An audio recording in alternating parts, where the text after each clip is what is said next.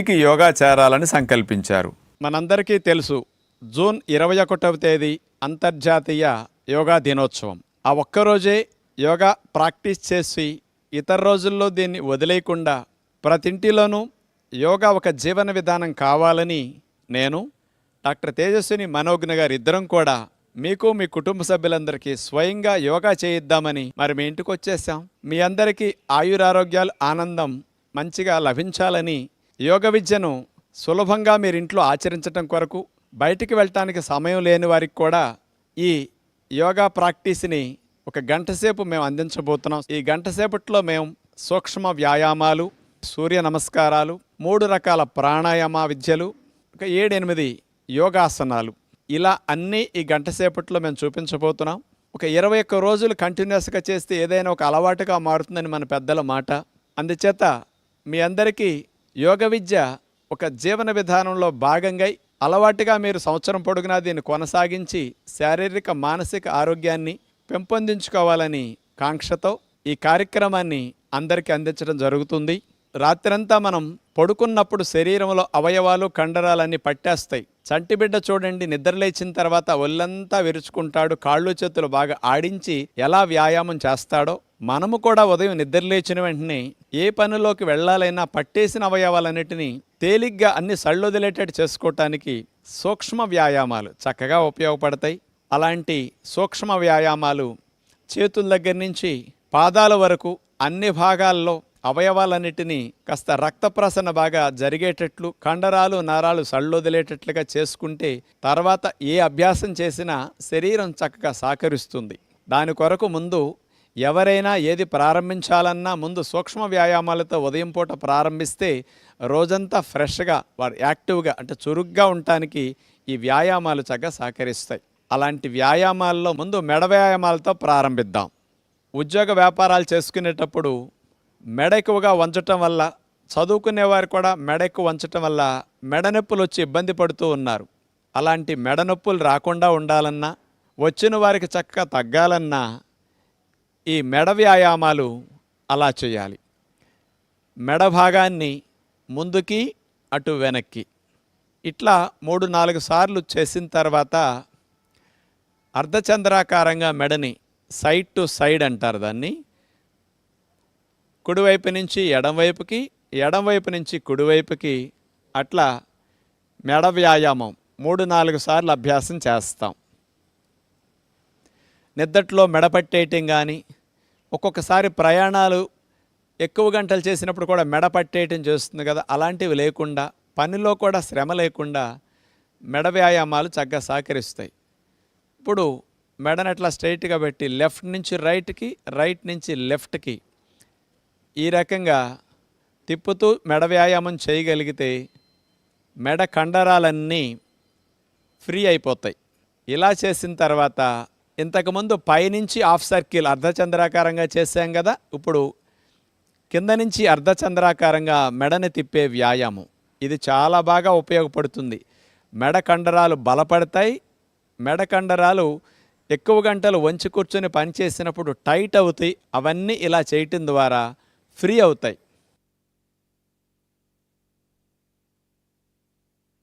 ఇలాంటి మెడ వ్యాయామాలు పూర్తయిన తర్వాత చేతి వేళ్ల వ్యాయామాలు. కొంతమందికి కంప్యూటర్ ఎక్కువగా వాడటం వల్ల కానీ, రాయటం వల్ల కానీ చేతి వేళ్ళు కూడా కాస్త పట్టేయటం, నొప్పులు రావటం జరుగుతూ ఉంటుంది. అలాంటి సమస్యలు తగ్గించుకోవటానికి, రాకుండా ఉండటానికి చేతి వేళ్ళని అట్లా చాపేయటం, ముడవటం. చేతులు స్ట్రైట్గా పెట్టి చేసినప్పుడు బాగా ఫలితం వస్తుంది. ఆ తర్వాత 2 గుత్తి భాగాలని అటు పైకి కిందకి ఎంత బాగా పైకి ఎంత బాగా కిందకి అట్లా వంచగలిగితే బాగుంటుంది. తర్వాత ఇటు నుంచి అటు, అటు నుంచి ఇటు చేతి గుత్తి భాగాన్ని ఆ విధంగా మనం కదపవలసి ఉంటుంది.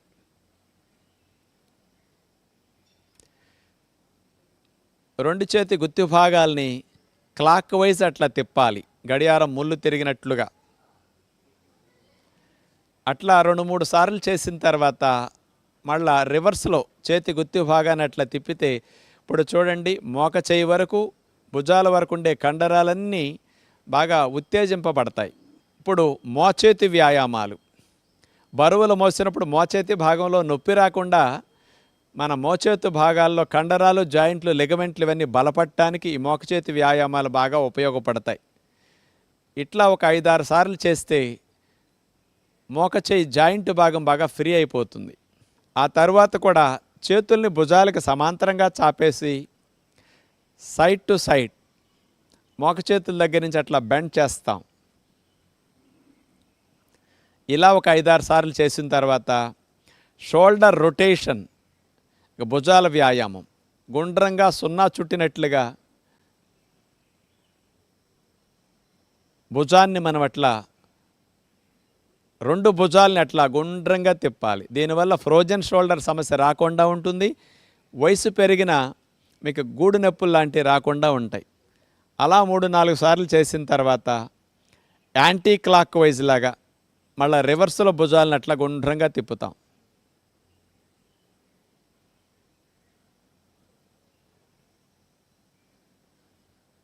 అలా మోక చేతుల దగ్గర నుంచి చేతుల్ని మడిచిన తర్వాత సైడ్ టు సైడ్ 2 మోక చేతులు దగ్గరకు వచ్చి ఆనే విధంగా తీసుకొస్తాం. మళ్ళీ వెడల్పుగా ఛాతీని విప్పేటట్లుగా చేతుల్ని వెనక్కి తీసుకెళ్తాం. దీనివల్ల శ్వాసక్రియ బాగా జరుగుతుంది. రిబ్స్, ఇంటర్కోస్టల్ మజిల్స్ ఇవన్నీ కూడా చక్కగా ఫ్రీ అయిపోతాయి. 2 చేతులు వేళ్ళని భుజాల మీద పెట్టేసి ఒక చేయి పైకి ఒక చేయి కిందకి అట్లా ఆల్టర్నేటివ్గా చేతి మూమెంట్ ఇట్లా చేయవలసి ఉంటుంది. ఇట్లా ఒక 3-4 సార్లు చేస్తే భుజాల కండరాలు ఇవన్నీ కూడా ఆరోగ్యకరంగా మారతాయి. ఇక సైడ్ స్ట్రెచ్ మనం చూడబోతున్నాం. ఒక చేతిని పైకి లేపి మరో చేతిని కాలు పక్కమట పెట్టేసి అట్లా ఒక సైడ్కి సైడ్ బెండ్ అవుతాం. నెక్స్ట్ మళ్ళా ఇటు లేపి అటు వంగుతాం. నడుము ప్రక్క భాగాల్లో కొవ్వు కరగటానికి, ఆ భాగాలు కాస్త ఫ్రీ అవ్వటానికి, నిద్దట్లో పట్టేసే భాగాలన్నీ కూడా ఫ్రీ అవ్వటానికి ఈ వ్యాయామం బాగా పనికొస్తుంది. నడుము నొప్పులు కూడా రాకుండా ఈ స్పైనల్ ట్విస్టింగ్ కూడా చాలా బాగా ఉపయోగపడుతుంది. 2 చేతులను అట్లా చాపేసి నడుముని కుడివైపు నుంచి ఎడంవైపుకి, ఎడంవైపు నుంచి కుడివైపుకి అట్లా మనం ట్విస్ట్ చేస్తాం. కాళ్ళు కదలకుండా స్ట్రైట్గా పెట్టి నుంచున్న తర్వాత మాత్రమే నడుముని ఇట్లా తిప్పితే ఫలితం బాగా వస్తుంది. కాళ్ళు కదిలితే ఫలితం ఉండదు.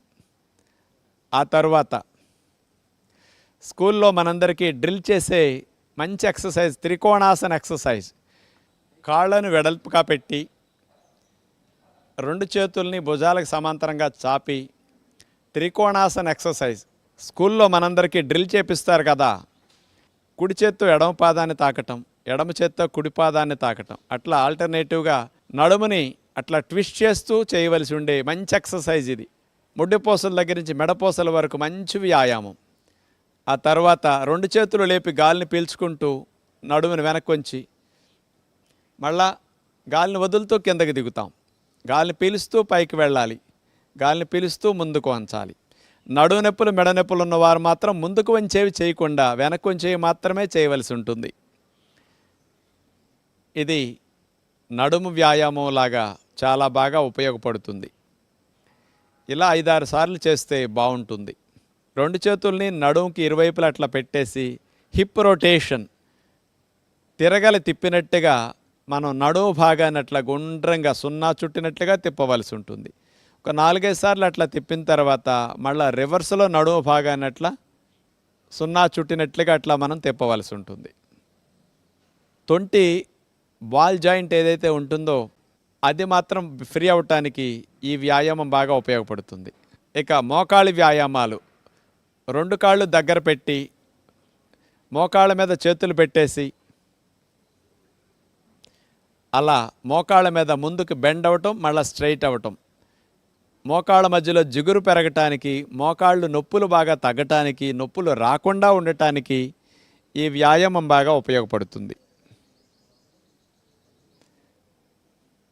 చివరిగా ఇక పాదాల వ్యాయామం చూడబోతున్నాం. ఇట్లా సపోర్ట్ లేకుండా ఎవరైనా నుంచోలేని వారు పక్కన ఏదైనా గోడ కానీ, కిటికీ కానీ, ఏదన్నా స్తంభం కానీ పట్టుకుని ఇట్లా చేయొచ్చు. కాలి గుత్తి భాగాన్ని గుండ్రంగా క్లాక్ వైజ్ గడియారం ముళ్ళు తిరిగినట్లుగా తిప్పుతాం. 4-5 సార్లు చేసిన తర్వాత రివర్స్లో కూడా పాదాన్ని అలా గుండ్రంగా తిప్పుతాం. ఇట్లా 4 సార్లు 5 సార్లు చేసిన తర్వాత రెండో కాలు కూడా ఇలాగే పాదాన్ని గుండ్రంగా తిప్పవలసి ఉంటుంది. క్లాక్ వైజ్ ఒకసారి, యాంటీ క్లాక్ వైజ్ మరోసారి. గాలిని పీల్చుకుంటూ పాదాల మీద మనం పూర్తిగా పైకి లేవాలి. మళ్ళా చేతుల్ని దింపేస్తూ గాలి వదిలేస్తాం. మళ్ళీ గాలిని పీల్చుకుంటూ అట్లా పైకంటూ వేళ్ళ మీద లేవాలి. పాదాలకు బలం బాగా పెరుగుతుంది, వేళ్ళల్లో నొప్పులు బాగా తగ్గుతాయి. పైన ఎవరో మనల్ని పట్టుకుని లాగుతున్నట్లుగా మనం పాదాల మీద పైకి లేవాల్సి ఉంటుంది. బయటికి వెళ్ళి జాగింగ్ చేయటానికి అవకాశం ఉండదు కాబట్టి ఇంట్లోనే 3-4 రకాలుగా స్పాట్ జాగింగ్ మనం చేయొచ్చు. కాళ్ళ మొత్తానికి, పిక్కలకి, తొడలకి, మోకాల భాగానికి, పాదాలకి మంచి వ్యాయామం ఈ స్పాట్ జాగింగ్. అట్లా మోకాళ్ళు పైకి లేపి అక్కడే పైకి కిందకి కాళ్ళని ఆడిస్తూ చేతులు అట్లా పెట్టేసి శ్వాసలు దీర్ఘంగా తీసుకుంటూ స్పాట్ జాగింగ్. ఇట్లా కొంతసేపు చేసిన తర్వాత రోడ్డు మీద మనం పరిగెత్తేటప్పుడు ఎట్లా ఉంటుంది, అదేవిధంగా ఇంట్లోనే కదలకుండా ఒక ప్రదేశంలోనే అలా పరిగెడతాం.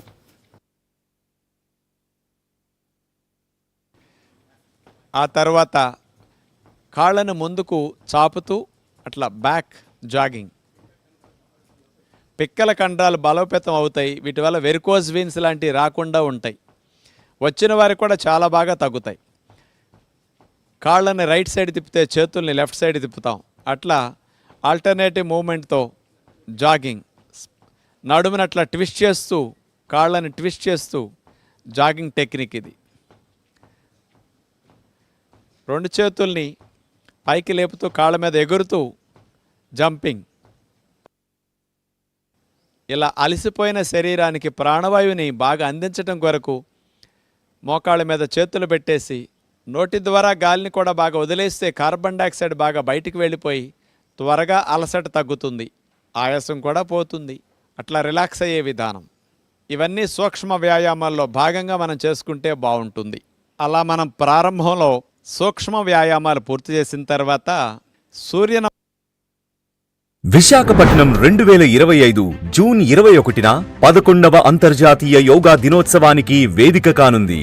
ఈ మహత్తర కార్యక్రమంలో ఏకకాలంలో భారీ యోగా ప్రదర్శన నిర్వహించనున్నారు. ఈ వేడుకకు ప్రధానమంత్రి శ్రీ నరేంద్ర మోదీ గారు ముఖ్య అతిథిగా విచ్చేస్తున్నారు. ఈ అపురూప సందర్భాన్ని పురస్కరించుకుని గౌరవ ముఖ్యమంత్రి శ్రీ నారా చంద్రబాబు నాయుడు గారు యోగా ప్రతి ఇంటికి, ప్రతి వ్యక్తికి చేరాలన్న లక్ష్యంతో యోగాంధ్ర 2025 పేరుతో 30 రోజుల ప్రత్యేక కార్యక్రమాన్ని ప్రారంభించారు. మే 21 నుండి జూన్ 21 వరకు నెల రోజుల పాటు రాష్ట్ర వ్యాప్తంగా యోగా కార్యక్రమాలు విస్తృతంగా కొనసాగుతున్నాయి. ఈ కార్యక్రమం ద్వారా కనీసం 2 కోట్ల మంది ప్రజలు యోగాలో పాల్గొనేలా అవగాహన కల్పిస్తూ శిక్షణా కార్యక్రమాలను ప్రభుత్వం చేపడుతోంది. 10 లక్షల మందికి పైగా యోగా సర్టిఫికేట్లు ఇవ్వాలన్నది ప్రభుత్వ ప్రధాన లక్ష్యం. మన ఆరోగ్యం కోసం, మన కుటుంబం కోసం, మన రాష్ట్రం కోసం యోగాంధ్ర 2025 కార్యక్రమంలో ప్రతి ఒక్కరూ భాగస్వాములు కావాలి. నమస్కారాలు చేయటం శరీరం మొత్తానికి మంచి వ్యాయామం అవుతుంది. 12 ఆసనాలు ఒకదాని తర్వాత ఒకటి వేసి తీసుకుంటూ వెళితే ఒక సూర్య నమస్కారం అవుతుంది. మన భారతీయ సాంప్రదాయంలో మన ఋషులు అందించిన గొప్ప యోగ విద్యలో గొప్ప ప్రక్రియ సూర్య నమస్కారాలు. ఆసనాలు చేయటానికి సమయం లేనప్పుడు కూడా సూర్య నమస్కారాలు ఒక్కదానినే ఒక 21 ప్రతిరోజు చేయగలిగితే అన్ని వ్యాయామాలు చేసినట్లుగా శరీరానికి వ్యాయామం జరుగుతుంది. మరి సూర్య నమస్కారాల్లో నెంబర్ 1 ప్రణామాసన్. గాలిని పీల్చుకుంటూ. నెంబర్ 2 ఊర్ధ్వ హస్తాసన్, వెనక్కి అట్లా నడుమును వంచాలి. నెంబర్ 3 గాలిని వదిలేస్తూ చేతులు నేల కానిస్తాం, పాదహస్తాసన్. నెంబర్ 4 కాలుని వెనక్కి తీసుకువెళుతూ అశ్వసంచాలనాసన్, గుర్రం వలె మన శరీరాన్ని భంగిమలో పెట్టి ఉంచుతాం.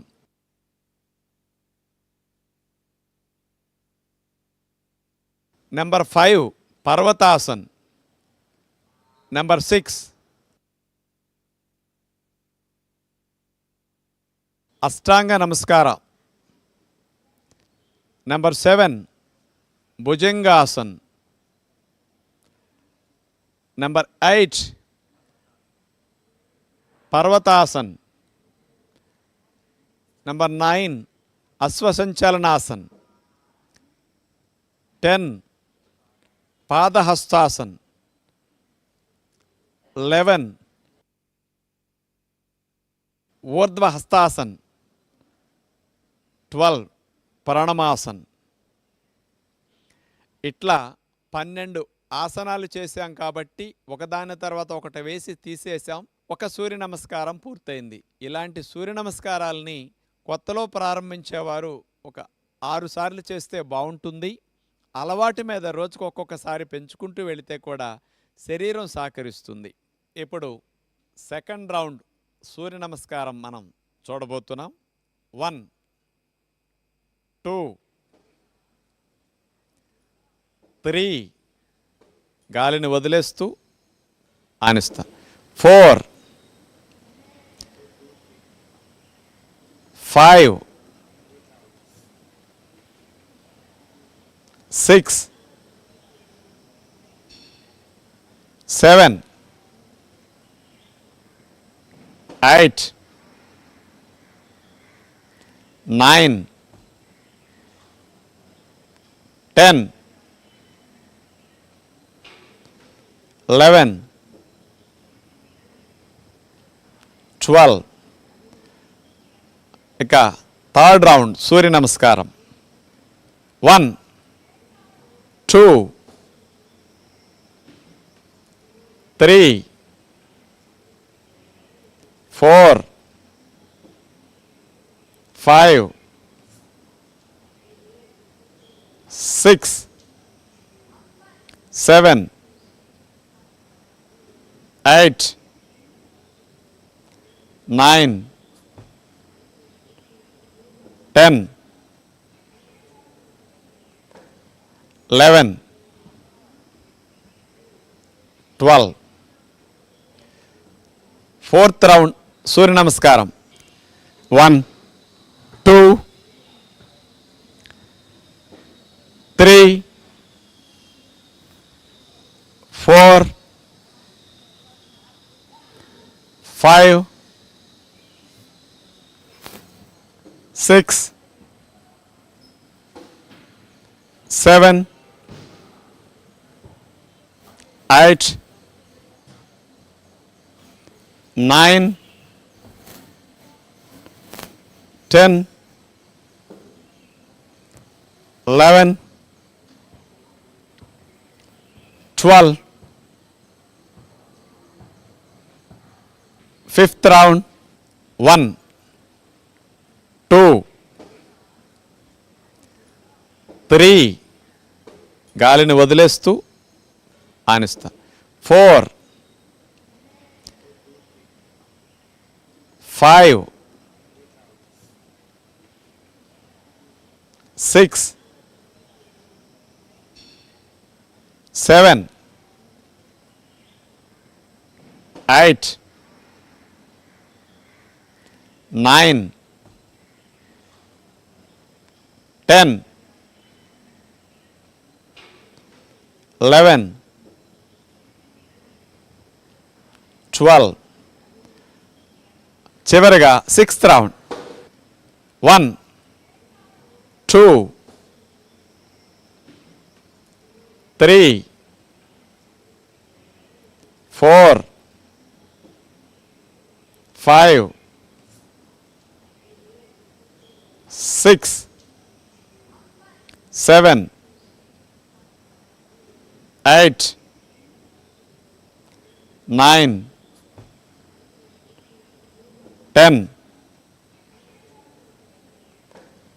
11 12. ఇప్పుడు ప్రాణాయామాన్ని మనం అభ్యాసం చేయబోతున్నాం. ప్రాణాయామం చేయటానికి నడుము 90 degrees లైన్గా ఉండాలి. వజ్రాసనం అంటే నేను కూర్చున్న ఆసనాన్ని వజ్రాసనం అంటారు. మన ఋషులు పద్మాసనం వేసి కూడా అలా కాలు మీద కాలు వేసుకుని ప్రాణాయామం కూడా చేసేవారు.